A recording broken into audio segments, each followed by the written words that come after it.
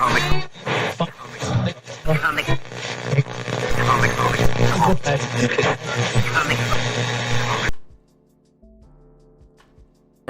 there we are. Welcome to Comic Book Radio. I'm your host, Peter Cimetti.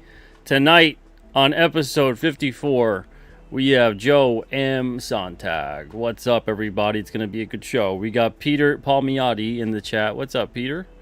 Rachel's here, too. Hey, Rachel. Thank you for joining us tonight. Cole King is here as well. What's up, Cole? Eccentric also is in the house. Hey, Eccentric. Alright, and I'm sure a couple of you guys are going to be strolling on in as we start with the show. Without further ado, I'd like to bring on the man of the hour, Mr. Joe M. SONNTAG. What's up, Joe? What's going on, man? Thanks for having me. Yeah, awesome. No problem, man. I want to have you on here to discuss many different things. Of course, you know, in the show we've got the title there with creative inspirations, developing style in art and writing and all that good stuff. And I'm sure we'll get to a couple other things too. Yeah, I mean, I dig what you're doing. I like your style with your art, and it's good to see your project having so much success. Thank you. And so I want to pick your brain about a couple of things. Sound good? Sounds good. And I have to say, thanks for having me on, because sometimes it's just nice to be a guest on a show. Because being a host so much, it's just nice to get away and just sit back and be like, all right, I'll answer questions for a little bit. This is great. Yeah, I have a other show called Hosting the Hosts, and I was like, should I have him on? I was like, you know, I want to talk to you first about all the cool comic book stuff you're doing. Yeah. And you know, and then we can get you back on for Hosting the Hosts. But sounds good. Yeah, I figured that'd be fun, because you do a lot of hosting. You're gracious enough to have a bunch of people on. I've been on your show, I think, twice. Yeah, we gotta get you back on again. But a second. Yeah, it was fun. It was a good show. What's up, Lieutenant Hughes and Manny Cornejo? Hey. So yeah, talking about your comic. Let's start at the beginning. What's your creative inspiration as far as comic books go? What's the stuff that really fuels you? I mean, I was really influenced by the comics of the 90s, which anybody that knows me knows this. I'm pretty open about it. I mean, that's when I grew up reading comics. I'm 41 years old. I was 12 years old when Image started. Actually, I was 10 years old when Image started. Sorry about that. And my favorite artists all come from Marvel that went to Image and started Image. You know, Silvestri, Liefeld, Lee, all those guys. Name them all. I've done it before. And seeing what they created inspired me so much back then. Like, one, I just wanted to work in the industry when I was a kid. I always loved drawing. You know, I came up drawing everything, learned how to draw at an early age. And wanted to be there. I wanted to work at Image. I wanted to work for Top Cow. I wanted to work for, you know, Extreme Studios, Wildstorm, whatever. Yeah. And watching those creators go from a big company like Marvel to doing their own company, creating their own books, their own characters, and then obviously having success because of who they were, but just their talent and their character design and just the story elements of everything they're doing. When that hit in the 90s, that was fresh. It was something new. Like, we had Marvel, we had DC for forever, you know, but like Image was something new. It was fresh. It was cutting edge. It was like for the times, you know, so it really struck a chord with me. So growing up, I was like, I want to do that. You know, my main goal, original goal, is to actually have a book published by Image one day. You know, that was always the dream, to have an Image eye on one of my books. And when I realized that kind of wasn't realistic for the landscape of today, I just went back to my original goal, was like, you know, create your own book, create your own universe, tell your own stories, be beholden to nobody but you. And you know, that was a huge influence on me, still is to this very day. Yeah, I mean, it seems like you really carried on with what had inspired you to get into comics in the first place, which was that independent attitude that Image had, and then or the guys at Image had there. But you took it another step further. You know, I don't want to say you became your own Image. You're not a publishing company on that level, right? But you carried on the attitude and the basic way of the thinking of you know, why can't I just make my own comic? You know, why can't I just go for it? And you know, like you said, just be beholden to yourself and the readers out there.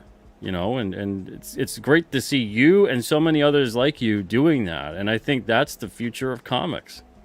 Oh, I agree. The crowdfunding thing was huge. Like in the past, it was like if you were going to get a comic, you had to like make one and try to get it picked up by a publisher. And the publisher has say if they pick it up or not. And sometimes depending on like if you look in the image, there's all these little things. It sounds good. And everyone's like, oh, image, blah blah blah, but it sounds good. But like you got to pay money. There's all this stuff where they don't promote, blah blah blah. And crowdfunding comes around, and it's just like it gives you the opportunity to bypass all that, and you just go right to the consumer from you to them, and then boom, there you go, and then it's out there. So this is one of the best times I think for Sean, my co-host on Ott and stuff, has said many times, and I've heard other people say it as well. It's a renaissance for the indie scene. Because crowdfunding is such a big thing now that anybody can put a book out there, and if it's good and if it clicks with the audience and people dig it, it could be very successful. Yeah. It's that whole path that you just can go direct.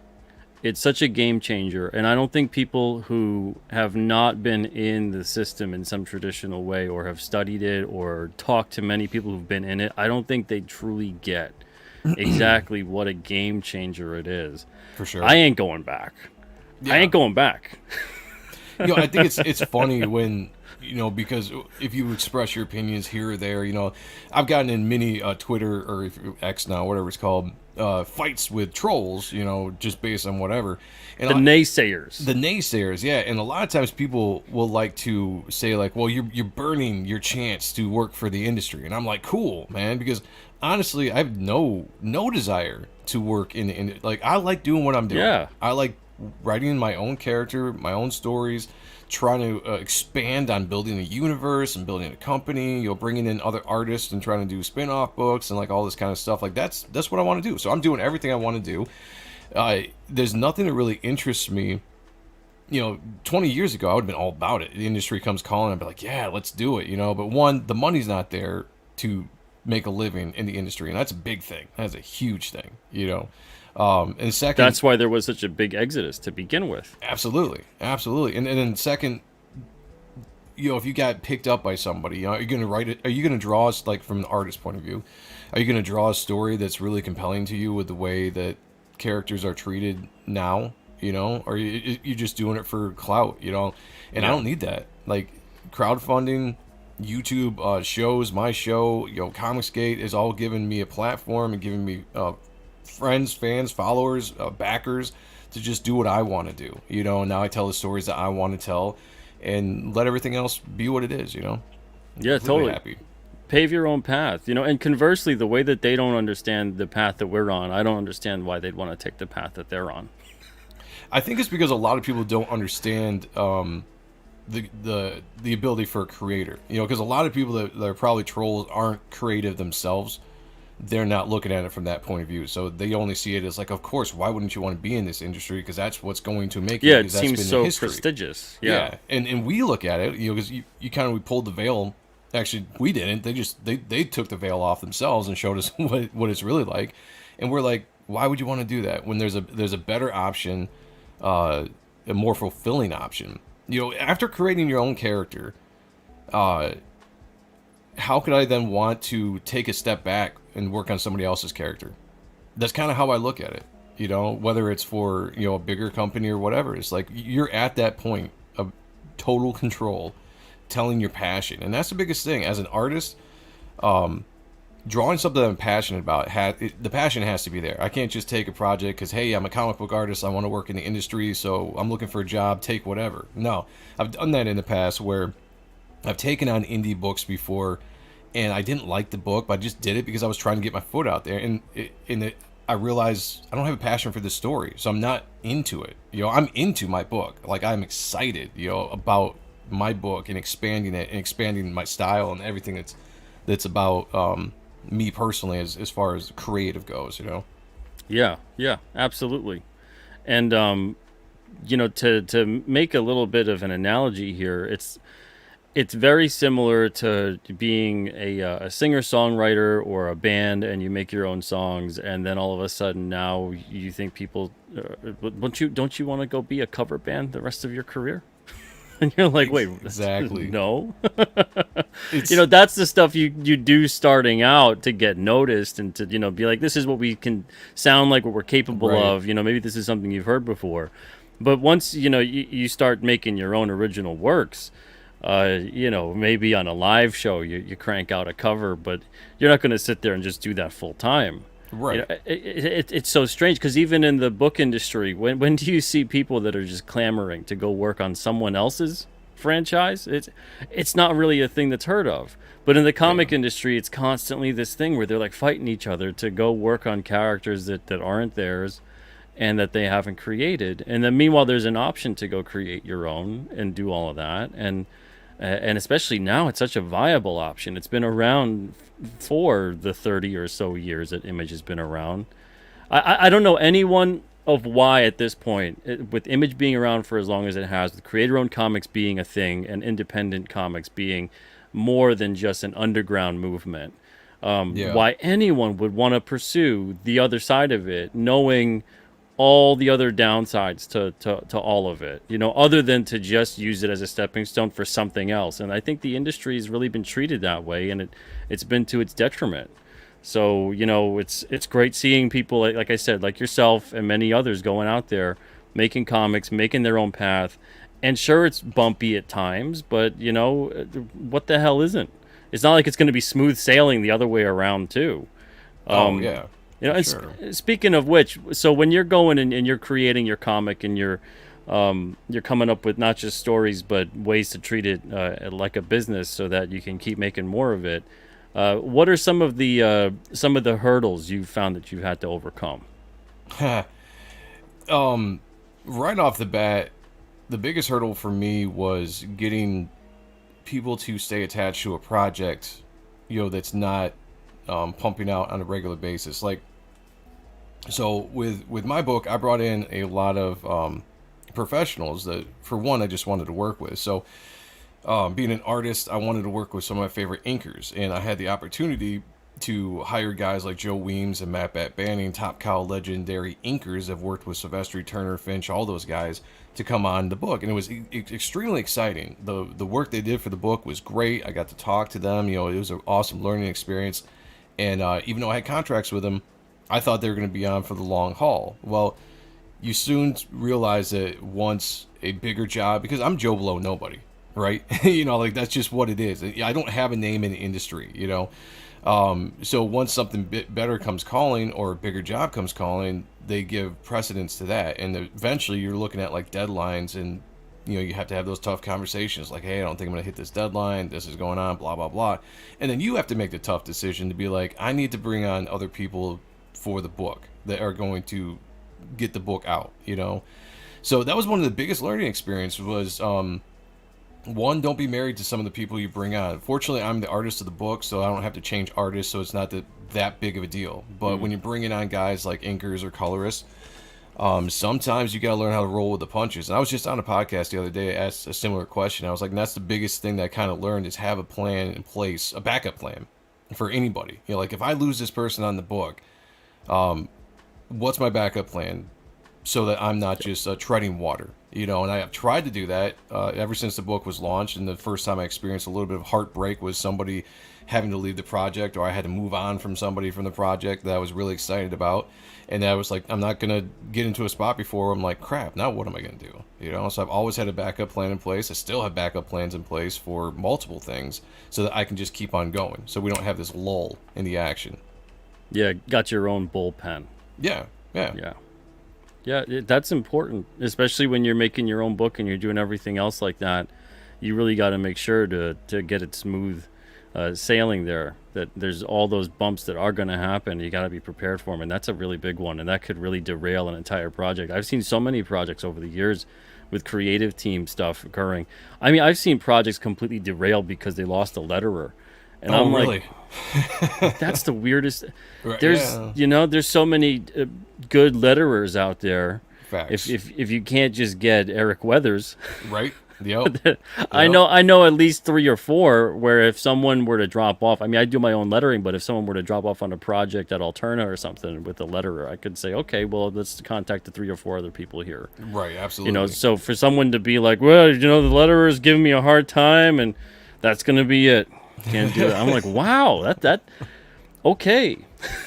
I've always had a mentality, and this goes back to when I was in music, and I basically because I was in an independent band for years, and it's kind of it's very similar to independent comic books. It absolutely is. Absolutely, yeah. Mentality wise, and I had a mentality back when I was younger, when I was really hitting the music hard, and we were touring, of just like nothing is going to stop us, nothing's going to hold us back. Any speed bump, we're gonna figure out a way to go right through it, And have always had a mind of trying to make sure that you could roll with the punches, you could be a problem solver, and you could figure things out so you could keep going forward. And it's the same mentality I brought into comics. And it's just like, all right, 1 disappointment, 2 disappointment, 3 disappointment, whatever, it's going to happen. And how do I move forward from there? Because I don't want to be held back, because this is what I want to do. And if I have to drag other people with me, I'll do it, And there's so much talent out there. I'm constantly keeping my eye out for talent. I'm always looking on social media, looking for, whatever. Even if I don't need people at the moment, I'm looking at colorists, I'm looking at artists, I'm looking at anything out there. I'm like, wow, that person caught my eye. I'm gonna make a note. I'm gonna put a note aside and be like, if I ever need something, I'm gonna just reach out to them, see if they're available. And a lot of times when I need to replace somebody, that's how it happens. And it's a pretty easy transition. And that's a good lesson out there for a lot of the creators, because I always come across creators that are just starting out and they're like, how do I get my stuff out there so people can hire me? And I'm like, well, that first part that you said, get your stuff out there. Yeah. You got to get your stuff out there. Post it anywhere and everywhere you think you can, and let people know that you're available for work. And I find that there's so many people that are making comics, whether they be an artist, a writer, a colorist, whatever it may be. And then you go to their social media and you're like, is this the right place? Because they have almost nothing about the stuff they do. Right, yep. I've come across a couple of that too, and I'm just like, oh man, that's disappointing. Yeah. Because I'm not going to go search it out. If it's not readily available, I'm just like, all right, well, guess we're moving on, Yeah, exactly. So if you're out there, you're looking for work to draw, color, letter, whatever, put your stuff out there and put it out there consistently. Yes. Not like, I did it once last year and I got nothing. Oh, yeah. I mean, if you want to be a professional in a sense of just getting a job, whether it's indies or whatever, because you're professional. If you're getting paid for doing something, if it's getting published, you're professional. That's how I look at it. If you want to do that, and you're serious about it, yeah, keep that portfolio going. Draw every single day if you're an artist. Make sure you're posting new stuff all the time. Same thing with colors.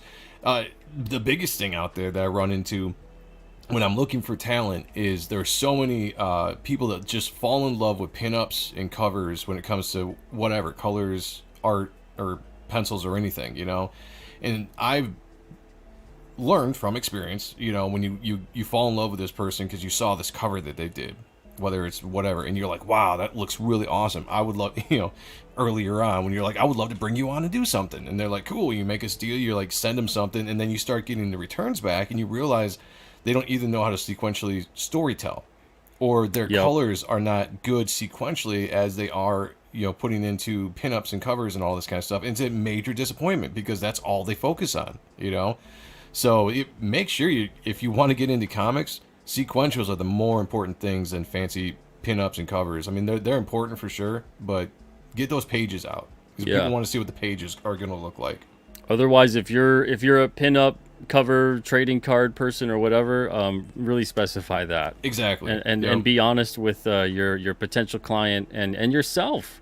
Because sequentials are a whole different beast. You gotta have to love the art of sequential storytelling. Yeah, I've found, and some people don't, which is fine. If they just want to be the flashy pinup stuff, that's great because you need that. You need that for trading cards or pinups here or there. So there's definitely a place for that. But you have to find someone that actually loves it, studies it, knows how to take a reader through the page, sequentially paneling, all that kind of stuff. It's not just putting panels on a page and drawing within them. There's so much more stuff that goes into it that's fun to me, as an artist, as a storyteller. Yeah, see, for me, that's the part that I'm like, no, I'm staying away. I've tried it, and I don't have the patience for it. Right. And then some people go, well, you do like 5 minute sketch cards, and so it's again, it's a whole different beast. I could do a 1 minute sketch card, and you could think it's the greatest thing you've ever seen, and it's not the same thing still as putting sequentials together. There's research that's involved. You got to know all kinds of different things on how to draw it, how to Yeah. draw it well, how to make it look like it's not just you're rushing through it, how to tell story the right way. So for me, I really love writing and I love lettering because it's like the visual representation of the writing. Right. And I'm like, you know what? I'm going to leave the sequentials to the people who are far more qualified than me. And when they make them, it looks like they love to draw. Exactly. Whereas if I do it, oh, what a tortured mess that's going to look like. It's going to be like, you wanted to get through this in a day, didn't you, Pete? And I'm like, yeah, and I did. Yeah. Yeah, because there's so much, I mean, you're only going to get better by of sequential storytelling by doing it. That if someone wants to actually get into it, they have to actually just focus on doing it. Because you're right, there's so much stuff you have to draw, and sometimes you're going to run into stuff where you're like, I have actually never done that before. I've never drawn this, or I've never drawn this thing. So you have to figure out how to make it happen. And it can be frustrating sometimes, but the watching a story come together and be able to kind of direct it, like an artist is kind of almost like the director of a movie, right? Like you get to take the angles and like all this kind of stuff and put it together. To me, that's what I really really love about it, and just looking back and seeing like how does a page flow, how does the story flow, like, and watching it come together is very very satisfying. It's Don't get me wrong, I love doing covers and stuff like that. Flashy pinups are very fun, but there is an absolute love to storytelling that you have to be serious about it. Yeah, absolutely. And it shows when it's missing. Yeah. And especially, and what I love about your art too, and I think this comes from the comics that you were inspired by, is you have a lot of dynamic art, which is, it's not as prolific as it used to be in comics. That Yeah. used to just be, that's everywhere. It's dynamic, dynamism and comic book art was like, that went hand in hand, and along the way, it became headshots and no backgrounds.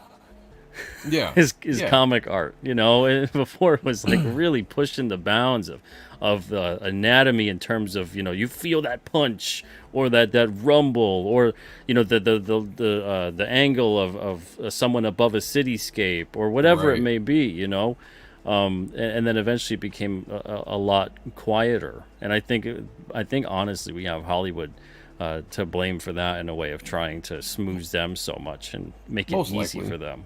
Most likely. Yeah, I mean, to me, when I look at the comics I came up on and the artists I was inspired by, to me, that is comic book art. Like, that's the way Yeah. comic books should look, And I remember the older I got and we got into the 2000s and stuff, as we're progressing farther from the 90s, I remember the backlash that the 90s art got, and the stigma that it got. I never understood it, because I was like, you guys are bashing one of the best period of time for comic book energy, excitement, sales, art, all that kind of stuff. And the stuff that's being produced now is boring. Why are you going to read something that's boring? Are you going to watch a movie that's boring? You turn that stuff off. Like, if you're going to pick up something and the main draw is the visuals, the visual medium that is comic books, why would you put out something that is not dynamic and flashing, exciting for the eye to take in? As a reader, artists that I get into are guys that can capture me with every line that they do. My eyes are taken across the page and I fixate on everything, because I'm just like, wow, like, this is so awesome. I pick up a page of a book of like Marvel or something, and it's very boring art. I'm wasting my time. It's a waste of time. It's almost insulting. I almost get insulted when I see like boring art. Yeah, you know? I feel like when people do pick apart 90s comics, that the art should not be the focus. It should be the writing and the editing. Yeah, there's definitely flaws. And then the publisher gimmicks, because all the art is doing what it's supposed to do. It's making it interesting.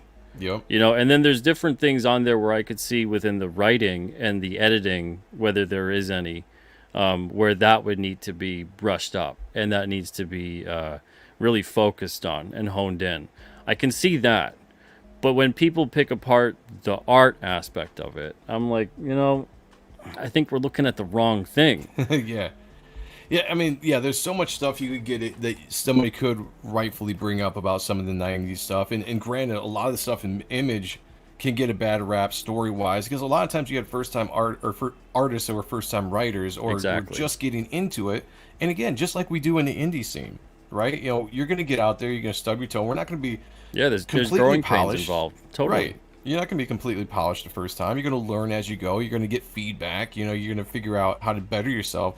And that's how I saw Image being, you know. But for some reason, they look back. And I think what it is just, it's jealousy of the fact that those guys made so much money and such an impact when they did. That it's, you know, the top dogs are always going to be attacked for whatever reason. You're going to find that chick in the armor. Big and target then you're on going to the go, back. Yeah, you're going to go after them.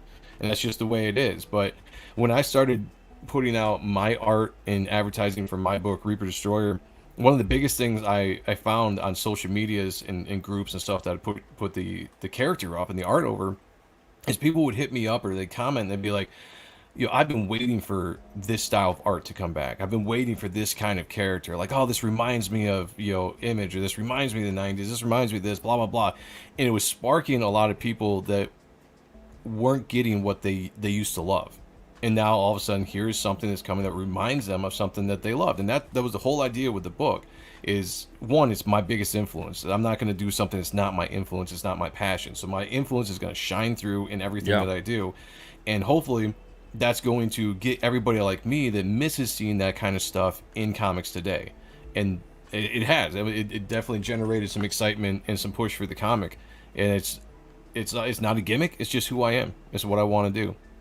Yeah, and I think that's the key to really making something that is going to not just resonate with others, it's going to continue to resonate with yourself because it always has. And I think there's a lot of creative people that are trying to constantly either chase a trend or chase an audience or make something for someone else, so much so to the point that it turns into this unrecognizable thing that they don't even know if they really want to do this, and they get burnt out really quick from it. Yeah. You know, so you can't go into it with you just are making this for yourself. You can't do the whole like artiste thing. Mm-hmm. But you have to have a nice mix of, it starts with you're making it because this resonates with you. And then you put it out there, see if it resonates with others, and then you're able to build upon that. You know, it's you got to have that proper mindset. But yeah, I think there's a lot of people that get really burnt out creatively because they just start right off the bat going into something because they're like, yeah, you know, this is what sells right now, or this is what people seem to be into right now, so I'm going to go do that. And then it's like anything else. If you ever work for a client and you present them with like 3 options, right, and you threw the one in there that you were like, they're not going to pick that. That one sucks. Right, yeah. You know, and then that's the one they want. Yeah. And and you're like, oh my, why? I actually have done that before. Yes. Yes. And almost every time it happens, and you're like, what? And you can't go, you know, you really like that one? That one's right, yeah. That's what it is at that point. You know, so nowadays I offer the first one, and then if they don't like that, I'm like, I'll give you another one if you don't like that one. You know, because I've done that to myself where I'm just like, I like the first 2. I like the first one I did. It's always that one. I like that one, but I'll give a second. And then here's a third. You know, the third I try to make it's pretty bad so that it makes the other 2 look better. And it's always that one. They're like, yes, that one right there. The bad looking one. It. That one. That one where like the logo's covering the face. That's good. Yeah. You know, I found that I feel like we are in an age right now where there's a lot of new people coming into comics. And one thing that surprised me when Sean and I first started doing our show out and stuff, and especially when we got hooked up with Comicsgate and we had a lot of people coming in, me and Sean were lifetime comics fans. Since the time we were teens, we knew, you know, we grew up and all that, and we just assumed that comic fans would have that, would always be that. And we were surprised at the amount of new people that came into comics over the last 5 years, maybe just 10 years, you know. And so I think sometimes that's all they know. because not too many people go back and have the want to collect or to go back into a different decade and see what's up. They're into whatever. Maybe they came into comics because of the movies, the movie craze that happened over the last 20 some odd years. And that's why they're here. So like I think a lot of people sometimes are surprised and don't know what comics used to be. Like how odd, like my show on Tuesdays, Appreciating Comic Book Art, I get a ton of people in the chat that haven't seen some of the stuff that I'm showing off. And I show a lot of things from the 90s, and we look at awesome comic book runs, specifically artists that I loved growing up that inspired me, because I want to share that with other people. And I'm really surprised when a lot of people are like, oh, I've never seen this before. I never read this. I never saw it. And everyone's like, oh, this art is awesome. Like, it's amazing. Like, this is so cool. And I'm like, well, I'm glad I can at least bring this to you. But, like, it makes me step back and think, like, providing something new for people that are just coming into comics, And so I think that's another important thing of what I'm trying to do with this art style and this kind of storytelling is bring that feeling back. Yep. And hopefully that's going to bring in people that are like, wow, I didn't realize that this was even possible. Because all I see is this, and get them more excited about comics. Yeah, and that's something that really rocked me a few years back when there was this big push towards diversity, and I'm like, well, if you guys aren't seeing what's on the shelf and you don't think that it's diverse, it's either the fault of your comic shop or the fault of you. Right. Because comics themselves, in terms of the entire industry, has been incredibly diverse for decades. Oh yeah. And not just like superficially diverse, but diverse of story and subject matter and everything. So naturally, yeah, it was naturally diverse because that's just what it was. Yeah, you can't just make the same exact thing over and over again. Right. That's just not the way the system works. People would be like, yeah, I just read that issue. It's the same one again. I mean, that's kind of what they do today. Because the priorities of people that are making comic books today, specifically writers and companies, are not the fans, are not telling a story that's going to appeal to the comic book fan. Because the comic book fan is a different than just people that like stories, And if you're not appealing to them anymore, then you are appealing to something completely different. You're not giving them what they want. And it's not comics anymore. When I look at comics today, the new stuff, Marvel, DC, to me, it's not comic books. It's comic books in name only, is what it is. But I don't see anything that represents anything of what the comics were in the 50s, 60s, 70s, 80s, 90s. The golden age of comics, as I would say, of just that run, those decade run of good story, character development, fun story, things that would just entertain you. That's all gone. It's gone out the window. When you read a modern comic book, it's like what am I reading? What is the dialogue, for one? The dialogue is atrocious. 90% of it to me is completely unrecognizable from what the whole industry was up until, I'll say maybe 10 years ago is when I really started to see a lot of stuff shifting. Yeah. But it's insane, and I'll notice it's really jarring when I look through the back issues. I'm always in the back issue bins at comic shops. I rarely ever look at the new stuff anymore because it's depressing. But I'll look at and I'm seeing so many things that you just pick them up. To me, it's up until around 95, and then it starts to become pretty varying, and then 2010 around, then it starts to really be the zombie industry that it kind of is right now in terms of it's the living dead. Yeah. But the storytelling, even on a book that was like a C-list type book, they're still going for it with the storytelling, the dialogue, the characterization, whatever. It just, that book didn't hit. It didn't seem to resonate and find an audience. Right. That's like the only difference. It wasn't that it's a bad book. It just didn't hit.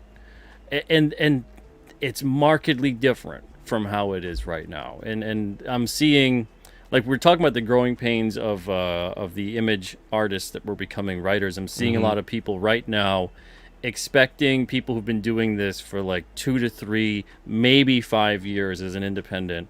I'm seeing so many people out there that are like, well, you're not as big as so-and-so. And it's like, so-and-so, well, give me 40 years. Can you give me 40 years? Yeah, and then, then we'll talk.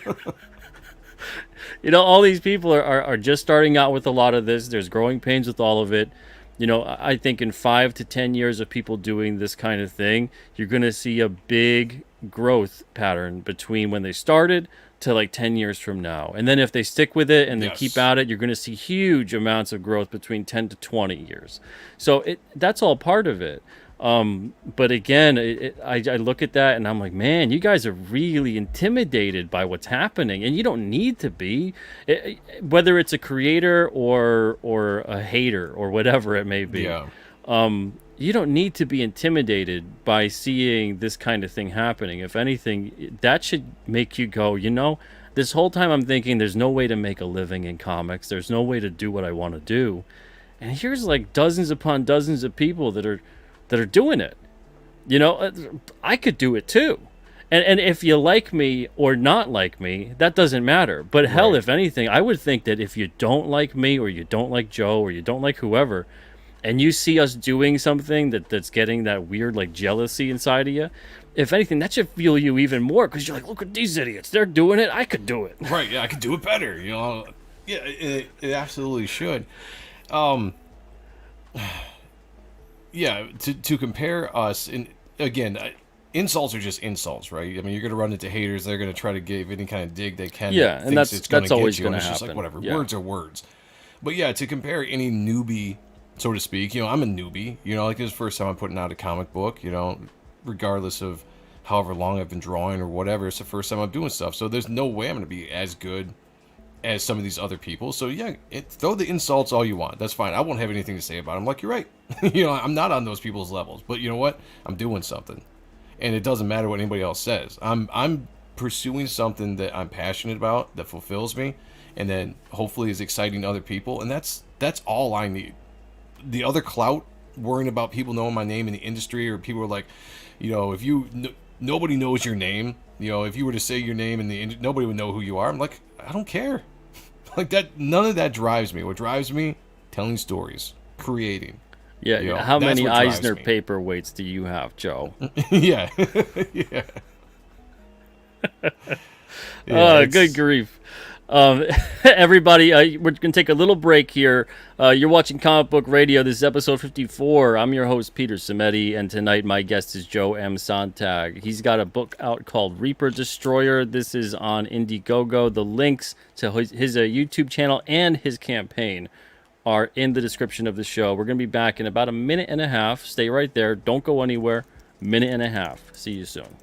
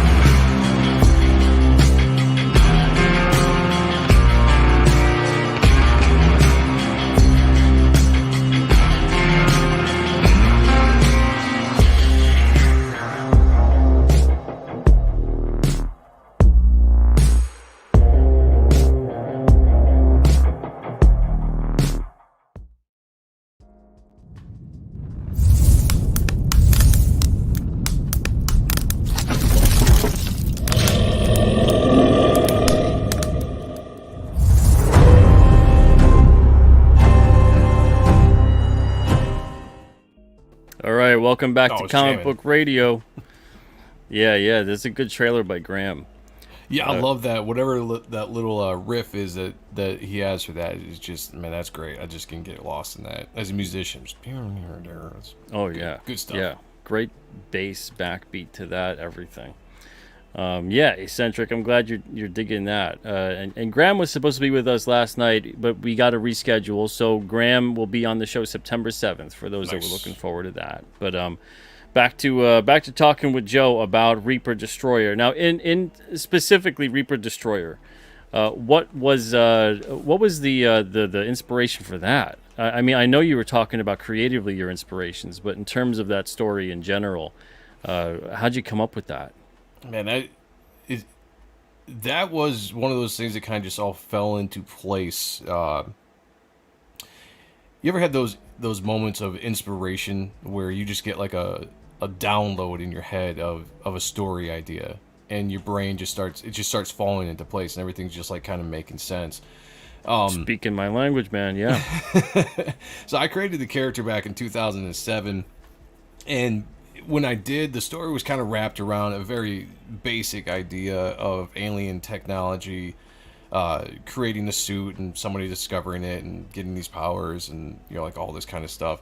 It wasn't really groundbreaking or anything. It was just the standard whatever. And because I was big into Ancient Aliens at the time. When I was first kind of forming the idea, I was just Speaking my language some more. kind of into that stuff. Go on. And I went into music not too long after trying to get the original story off the ground. And while I was doing the band thing, I was writing a lot of lyrics. I was the singer lyricist for the band, so I was always writing songs, which is almost like telling stories. I'd tell stories with songs. And I would get into certain things like conspiracies. I get really down the rabbit hole into different conspiracies and anything, because I like to think of the what ifs. It doesn't matter if it necessarily is real or not. If someone's just like, hey, have you heard of this? And if it intrigues me, I'm like, cool, I want to check it out because it sounds fun, whether it's not real or not. And there were so many things that I went through the conspiracy way that just always, I was like, dude, these would make good stories. Like, you could take this and form it into like telling some kind of story. And I always thought about that while I was doing music. I wasn't even thinking about comics at the time because I was fully trying to have a career in music. But in the back of my mind, I was always kind of flirting with the idea, like, if I got back into comics one day, what kind of story would I want to tell? And I was like, I got to do something with like kind of conspiracies. And there's so many different kind of conspiracies. Like, I'm a Christian. I grew up a man of faith. I grew up in the church, I guess you could say. Even in the Christian realm, there are quote unquote conspiracy theories that different sects or whatever could have. Some of the biggest. Yeah, and you can dive into those and get into a lot of different stuff with that. And I did, because again, I like to think. I like to think of the what ifs, And the more I got into all that stuff, it formed an idea. I took everything that I had, and I kind of was like, what if I just took pieces from this or that, and I make a story out of it. I make my own mythology. And I was always a big fan of guys like J.R. Tolkien and just anybody that just does world building and just centuries and a history of the world, And I knew that when I was building the story, I wanted to do something that had my own mythology to it. It's based in the real world, but it's also formed on my own mythology. So I give my own names to characters that might have existed or beings that might have existed in actual mythology. I didn't want to so much just kind of copy that. I was like, I'm going to create my own thing. So I created a world from beginning to end. And my story very much does go from the beginning of time to the end of time. We're just in a spot in time where the story exists. But I took everything. And besides that, I took all the influences I had when I was growing up in comics. So all the stories that I loved, the characters that I loved in the 90s or whatever were big influences, obviously. My character's a dark hero, dark anti-hero, if that's what you want to call it. So I took a lot of that aspects. My character, people look at my character, they might say like, hey, that looks like it's heavily influenced by Spawn or the Darkness. And they would be correct in certain aspects of that. But I tell people, like, if you were to read the book and you're expecting Spawn or the Darkness, you're going to be sorely disappointed, because I didn't want to have another book that dealt with like heaven versus hell, or this light force against this dark force. Like it just been played out, it had been done well. So I'm not going to come along and try to do like a lesser version of that. So I wanted to dive into something that went into the more kind of world conspiracies. In my book I have characters, immortal characters, which by the way, influenced by Highlander. Again, something I took from my past and put into what I wanted to tell, because I love immortals and the story you can tell with immortal people. So I have characters in the book called the Elder Sons, which were characters that existed at the beginning of time, way before the race of Adam was ever created. And they were the people that carried on the royal bloodlines and worked behind the scenes of the world and directed the world in their way, you know, becoming rich, creating wars, becoming the ruling elite. They are like the Illuminati, you know, of today's world that pulls the strings behind everything that happens, you know, working towards like their own goal of one world order and all that kind of stuff, you know. I'm being kind of vague here, not diving into too much of the story for spoiler wise, but just kind of telling you like what inspired some of the stuff, you know.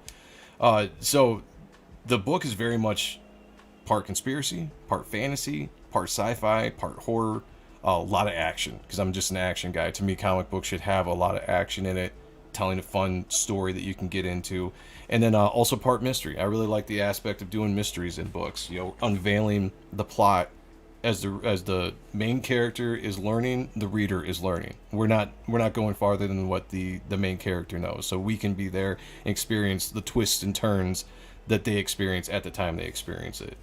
Joe, you mind if I clip all that and just use that for my my trailer on my property? Encrypted. Go for it, yeah. It's so similar, man. It's so similar in terms of the, not the specifics, obviously, because the characters, the stories, the comics, they're different. Right. But in terms of the overall feel, the vibe of it, it's so similar, man. It's right up my alley. I have come across, it's funny because when I was coming up with the idea, I thought I had like struck some kind of gold where I was like, nobody else has thought about this kind of stuff, which was naive. Yeah, everyone's thought about it. Because it's finding your own, yeah. Yeah, every time I talk to somebody, they have similar thoughts too, and I'm like, well, cool. You know what it is it's people of similar age that grew up in a similar influence that I did and got into similar things. And creative people are going to take that stuff and be like, there's too much cool stuff out there not to make a story about, not to create something out of all this. And I've come across so many people that have. Even my co-host Sean Arendt, whose character or whose book Type 1 is very much based on mythologies and stuff like that. He's more like Aztecs and that kind of genre, which is great. But when we break down our stories and we tell each other about stuff, it's similar in beats and where we're going because we're all influenced by the same thing. They're going to be different. They're going to be still unique because it's one person telling a story idea-wise. But it is funny that I'm almost kind of also excited that there are other people that think like that because I'm like, cool, because I'm going to like your stuff too. You know, why when you tell me your story, I'm like, oh, dude, that's right down my alley. I love it. That's why it resonates. I think that's why that stuff resonates because we're all, it's that kind of stuff is like we're all thinking it, and only a few are gonna really say it out loud. You know, because you sound crazy when you start to really do these deep dives into it, and then before you know, like, oh, I'm not crazy. We all think the same thing. Yeah. And I had some great, the show I did with Bancroft the other night, you should check it out. We were talking about ancient civilizations, secret societies, dreamscapes, impact on all of that, you know. Boy, oh boy, I gotta have you back again, and we gotta do a whole full-blown a show like that. Oh, I would love to. Because I love talking about that stuff. Again, obviously, because I formed, you know, ideas and world and universe around those ideas, but I love talking about it because it's so fascinating. You know, you always learn something new too because somebody else has researched something that somebody hasn't, you know, and you can just discover new stuff that way. And again, anything that makes me think differently than what the norm is, I enjoy because for one, I think it exercises my brain, critical thinking, and allows me to be just like the what ifs, you know. It's funny because even there's some people that get so upset about the flat earth talk, you know, and even the fun aspect of just diving into something of just like, what if? Who gives a shit if it's not real? But just what if? Why do people believe that? And if they do, you know, it's the same thing with inner earth theory. It's like anything that is out of the norm. Oh, yeah, I love Hollow Loch Ness, Earth, whatever. Love it. I just want to know about it because it's entertainment to me. You know, it's better than the real world. Oh, yeah, now. I'd say there's like... I don't know. I'll put a number. It's like an 80-20 thing. I'd say there's 80% of the stuff that I'm into and researching. I'm like, man, I think this has got a point. And then there's 20% of it where I'm like, I don't know if it does, but man, is it interesting?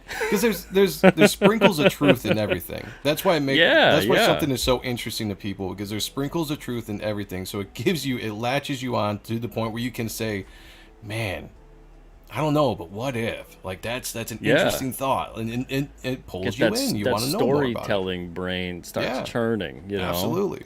And that's what I find too that's so great about stuff like that, because you do start piecing things together and coming up with the motivations of the people involved, and they must have done this and that and the other. I think, and I've said this before on the show, so forgive me for anyone who's already heard it, but it's something that, looking back when I went to school, especially public school, you learn history is dates and the people involved and where it happened. You don't really Yeah, learn history to be so much about how it happened and why it happened, right. you know. Yep. And that's the interesting stuff. That's the stuff that it probably actually make a lot of people pay more attention Yeah, in history class, when you start really getting into their position from those people back then who lived it, and what they were going through, why they felt the way they felt, and why things happened the way they did, you know. So it's that part of it as a storyteller, that figuring that mystery out, and then reverse engineering the mystery when you write it to set it up in the story for everybody else. That's the fun part, and that's the part I really love about being a writer and putting that out there. yeah, me too. Like I was bored as hell with history as a kid, and as an adult, when you actually jump into, like you said, when you jump into real history or just learning about certain stuff, you realize just how exciting that could be. And Yeah. then just go back farther. Like I again, because of the nature of the book, of what I have a race that spans the dawn of time. I spend time developing the story in the antediluvian age. I can never say that word right. But like, Antediluvian. yeah, like Yeah. before the flood age, you know, Yeah, and yeah. just further back.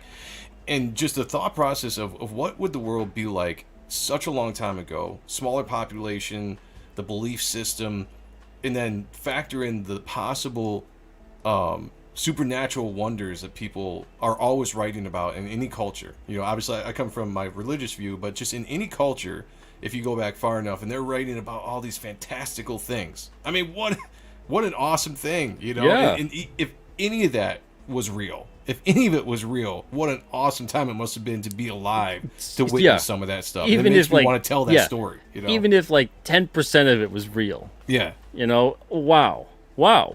You know, Yeah. and just the fact too, it's funny that you talk about that. I was literally watching a bunch of different things today regarding that, and just about the ancient civilizations that would put up different things in terms of the structures that they would do, where you could even Yes. see even something like Machu Picchu, where you can see the structure at the base was far more complicated and intricate and ornate, and in terms of the precision, than the stuff later on. Yep. You know, and just It they blows your can't mind when even you think yeah, about it. the fact that, you know, people today, the only modern theory they can come up with that seems plausible is melting the stone into shape to put it to where you would need to, but they're like, how did they, I have no idea. Yeah, it's like even with the theories, And that's modern wise, pre-Incan. yeah, you're still like, Way how pre-Incan. could they figure that out? Yeah, And yeah. like in my book, I love to dive into the fact that the elder sons, this immortal race, were in an age before time, is kind of how I say it, the time before time, where they had more technology than we had today, higher technology, and they built the heights of technology. Then, you know, they're the ones that were like created Atlantis, Yeah, and like yeah. all these things, you know, and they, you know, had the ability to fly and like all this kind of stuff, because I've gotten into those kind of theories and those kind of gone down those rabbit holes, and it's just like, okay, that's awesome. What if that actually happened? You know, Yeah, and yeah. what happened that it disappeared? So I mean, I was able to kind of dive into that and tie that into, you know, into the backstory of my story. That That's leads, great. you know, to modern day, I guess you could say. But yeah, it's just, yeah, that I love that stuff, you know, and that's what fuels my storytelling. It's awesome too when you're able to do that and set up like this whole huge backstory that you're aware of right now and that the reader's not aware of yet, and just looking forward to getting to unveil some. It's a bit of a torturous experience, you dude, know. It You is just want to sit so there and much. go, guys, can I just tell you the whole thing? Let's So just do much. that, you know. But You know? yeah, it I- takes time to do it properly in the story. Yeah, because in the first issue, I'm only gonna touch on it in bits, you know, just because I'm just laying out the groundwork, you know. And in the back of my mind, I'm like, man, I've got all this stuff I would love to tell you about and talk about with the history of the world that I've created, you know. But you have to wait, and I have to wait so long to tell you, as the book comes out. So you're right, it is a double-edged sword. Yeah. Yeah, but it's so fun. How long is the series of Reaper Destroyer? What do you have in mind right now? I'm telling an ongoing story. I'm telling it in story arcs. Much like comic books are done or used to be done well. And the first story arc is 4 issues, and then the second story arc is going to be how many ever issues I decide it's going to be. But I have an idea, loose idea, plot wise, where I want to go for at least 25 issues right now. But I have an overall world that could probably take me to 100 issues if I ever got there. Who knows if that will ever happen? But like, there's so much that I've built in with the world and the way that you deal with immortals and how you can take some characters and we could tell stories about them. I could do a story from back in the day, or we could jump in the future and see what the future's like for a story arc here or there. Like there's so much stuff that I built into that for the ability specifically to tell stories. And another reason, like to bring on other writers that can tell those stories as well, that can flesh some of the stuff out with these characters that might spin off and create other books and this or that. So again, it's an ongoing story. I'm trying to create a universe with other titles as well, and just keep going and go until I can't do it anymore. I'm 41 years old. Let's do this for another 30, 40 years, is my goal. Seriously, you're it's like you're listening to my pitches for King Cryptid everywhere. Oh man, I think the only thing that we differ is I'm the writer and the letterer, and every issue has a different artist. But not so much that we don't have other artists coming back and things like that. But each issue is there's no back-to-back issue that has the same artist. So you might have the same artist on 5 that you have on 7, but they won't be 5 and 6. And then each story, each issue is episodic. So it's like the old school, you get a complete story in each issue, but they all have an overarching continuity. And I'm listening to you talk about, 100 issues, and you could do this, and you want to do this the rest of your life. It's exactly how I feel, man. I can't relate even more than I already do, because yeah. And once it's so exciting, because once you find that kind of thing that you want to tell, and you're like, with this, I could tell like dozens upon dozens of stories, that's when this is something that I could do for a while. It's not just like the in and out, one plot and you're done, and I don't know where else I'd take it. Right, and I don't like that. Like that's never been like, I don't consider myself a writer. I'm still very much learning the art of writing. Which is why I work with other writers that help me out and stuff. But I consider myself a storyteller, and I very much want to tell big epic stories because that's what I like. I don't think I could ever just be like, I want to tell a one and done isolated story about a character. I don't think I could do that. I don't think that's in me. Like I have this ongoing journey. Like I always want to do the hero's journey when it comes to storytelling, but I also want to do it in a way that epically is going to go forever and forever. As much as I can tell the story of the character and then have my hand in all the other characters that branch off and do their own thing. I absolutely love creating characters, creating their backstories. Why are they here? What are their motivations for? How do they fit into the universe? And how can I get them into their own story after I introduce them? The flagship title is Reaper Destroyer, so I'll introduce characters in the book. I'm blown away, and then Joe. Branch them This off. is everything I've been talking about for a year and a half. This is creeping me out, brother. This is creeping me out. This literally sounds like me talking. Our minds are separated at birth. It's It's crazy. Creating all the characters, and then you can build them up and have their own stories too. And you got to do all. It's the world building, the character building.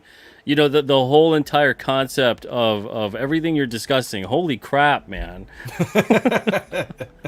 What it is, I think, specifically for me, from where we come from, the way comics were made and told, because comics were always episodically. Is that what it is?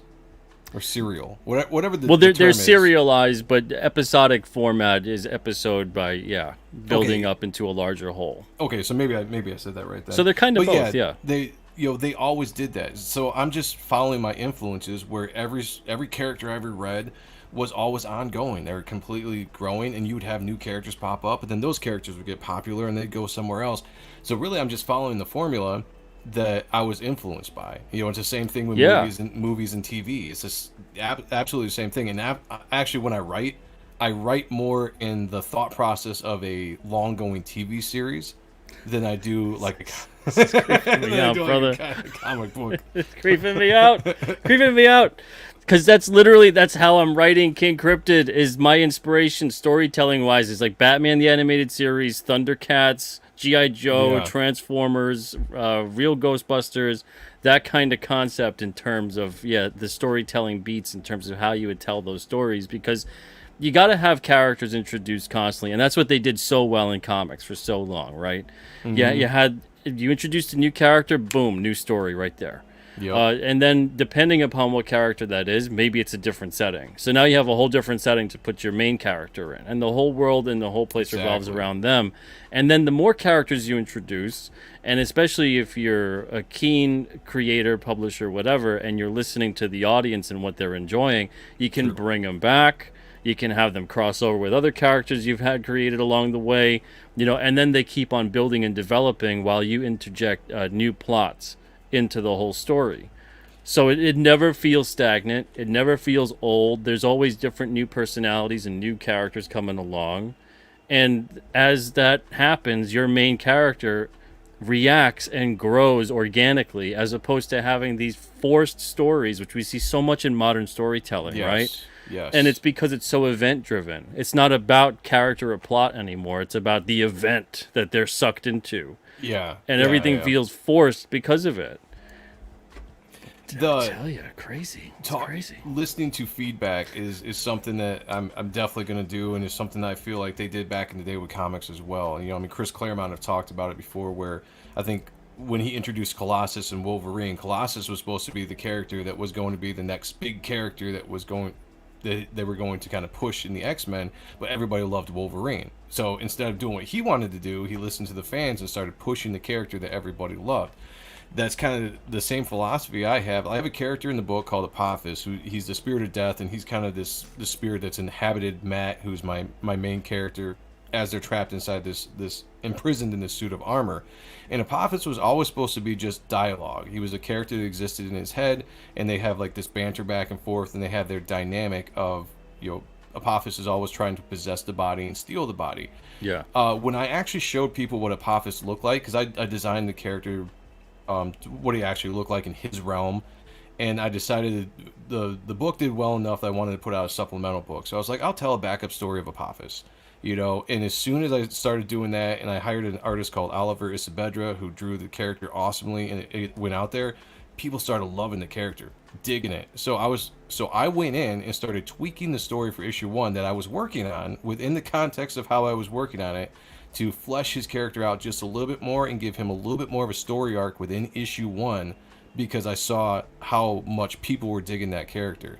And it was really fun because it just fell into place. I was like, oh, I can do this and it's going to fit in perfectly. I don't have to change too much. We're just going to give an extra little beat, Smart. and bring this character out more, and develop him a little bit more, because people were really digging him. So, I mean, that's what I try to do as well. Listen to the people. If something's exciting and people are excited for it, let's try to give it to them, Yeah, yeah. And if anything, we got this modern day letters column with social media that's Yes. so Yes. valuable if you use it the right way. And those publishers and editors and everyone else was using those letters columns to help steer things a bit better, so they could ensure a softer landing for some of these characters and stories, because it would be like, let's listen to what the readers have to say, and then that'll kind of help work its way in. Sometimes really directly. I think it Yeah. was, what is that? Jim Shooter bought the concept of the black costume Spider-Man for like $500 from someone who wrote in and Oh, gave did an he? idea. I Yeah. guess I never knew that. Yeah. Nice. And, Nice. so I'm sure that there's a bunch of different things that have happened along the way with that, as far as different stories and characters coming to life, because readers were writing in and saying things, That's So, That's when you're in touch with the fans, When yeah. people are digging what you're doing and are excited about it, give them what they want. It seems so simple. Like my stories are, I have an idea of what I want to do with story arc, and I have an idea where I want to go, but I also have a lot of creative room within that to work if I want to switch something up or tweak stuff here or there, go in a slightly different direction based on what the audience, the readers, are giving me feedback in. If they get issue 1 and we're like, hey, we love this, and I see something that I hadn't really planned on making a pivotal point, I'm like, I might tweak it a little bit to do that, so I can give them what they like. Yeah. And I think that's just good storytelling. It's going to continue to get the reader excited about what they're getting. You know. Absolutely, man. Yeah, that's the way to do it. That's the way to do it. So many people are lamenting social media nowadays, and all the fans, they don't shut up. They like this, they don't like this, whatever, you know. And that's you know how many companies pay millions of dollars for that kind of free feedback? Exactly. I mean, it should absolutely be used as much as possible. And it's something that the Yeah, mainstream is doing poorly of right now. Instead of listening to their absolutely. readers, they're Yeah, just doing what they want, and it's like, all right, we'll give people what they want. exactly. Exactly. That's what's so cool about it. And Philbo, thank you for backing Reaper Destroyer Thank you so tonight. much. If I anybody else appreciate wants you. to go back it, the links are in the description of the show. I also recommend subscribing to Joe's channel on YouTube there. Good stuff on his channel. And man, oh man. All right, so we're just over the hour mark. We're going to wrap things up pretty quickly, but I hate that we have to, but I do have to. I have to get back to fulfillment and everything else. But man, Absolutely. I could do Busy another 3 or times. 4 hours with you, man. Oh yeah. Oh my I lord. would be sitting here talking about like this has been a great conversation. I've had a lot of fun. I've Yeah, been we're all holding busy. back. I get it. I've been holding back so many things, Joe. So many things because I know it's just going to turn into like a 3 to 4 hour conversation. We'll keep going down different rabbit holes. We'll yeah. I absolutely see that. We'll do this several other times. Joe's channel's name is his name, right? Yep. Isn't Joe it? M. Yeah. Sontag on YouTube. Just look up Joe M. Sontag. You'll find me. I've got a show on Tuesdays and Wednesdays right now. Tuesdays is Appreciating Comic Book Art Live, where we look at comic books, and me, Sean, my co-host, and Kayla, my co-host, and we just look at art that inspired me and just really appreciate the art form that is comic books, and hopefully show you guys some things maybe you haven't seen or maybe that you forgot. On Wednesdays, usually Sean and I have a show called Art and Stuff, where we do similar here. We bring on other creators. We just have conversations. We look at their projects. Try to help them out as much as possible. And yeah, it's I try to make it very much comic book central. That's what our passion is, and that's what we talk about primarily. Great stuff. Yeah, and again, the link is in the description of the show for both the YouTube and Reaper Destroyer. Rick Saylor giving his 100% recommendation there. Look at that. Beautiful. And honestly, everyone, I'll leave it with this. I've seen so many people over the years clamoring to get an award, industry recognition, a good review on a site. None of it matters. You know what matters? What matters is stuff like this. Rick Saylor, that matters more to me than an Eisner Award or anything like that. A fan, a reader going, 100% recommendation. This was great. This is great. This is going to be great. That's I agree. seriously, yeah. That's all that matters to me. 100%. Give me that every day. Thank you, Rick. Absolutely. I love you, brother. All right, everybody. Thank you guys so much. Joe, I'm gonna have you back like once a month for like the next 2 years. I would love to. That'd be fun. Let's do it. Man, oh man, yeah, I got to get you back in September and then October too. Everybody, take it easy. Thank you so much for joining us tonight, Joe. Thank you, man. Holy smokes, that was great, top to bottom. What a great show. Comic Book Radio, episode 54. I'm your host, Peter Cimetti. This has been the show. My wonderful guest tonight was Joe M. Sontag. Go check out his book, Reaper Destroyer. It is on Indiegogo. In case you haven't heard yet, links are in the description of the show. Everybody have a great night, and I'll be back tomorrow at 1 o'clock Eastern with Tommy from World at War Comics, and we'll be chatting up comics and all kinds of other stuff too, see what he's up to. Everybody take it easy, and Joe, seriously, man, stay for just like a couple minutes after. I want to just talk to you for a second, and everyone have a wonderful night. See you guys tomorrow.